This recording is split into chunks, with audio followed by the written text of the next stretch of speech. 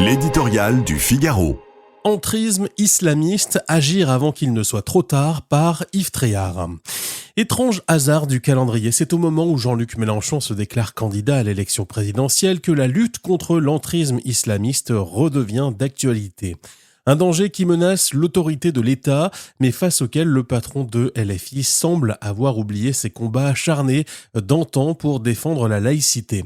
Car s'il est bien un péril pour notre pays, qui n'autorise aucune complaisance ni faiblesse, c'est bien celui-là.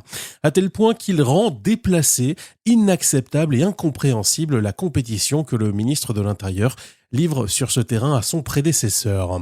Fort d'un rapport inquiétant reçu l'année dernière quand il était place Beauvau, Bruno Retailleau présente aujourd'hui au Sénat une proposition de loi contre l'entrisme.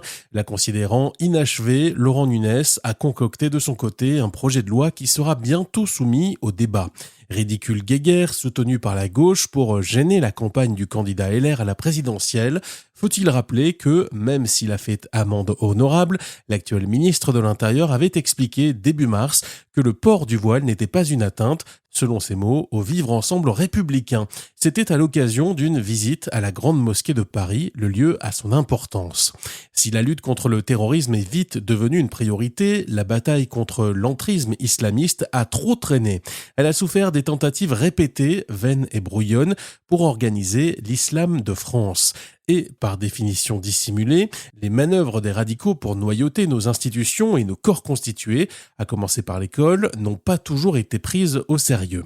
Quand elles n'ont pas bénéficié, par clientélisme électoral ou lâcheté, de la complaisance de certains élus.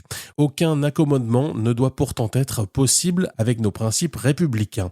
Il convient donc d'armer notre législation pour être à la hauteur du défi qui nous est lancé, avant qu'il ne soit trop tard, pour reprendre le titre d'un livre de Kamel Daoud, un écrivain qui sait de quoi il parle.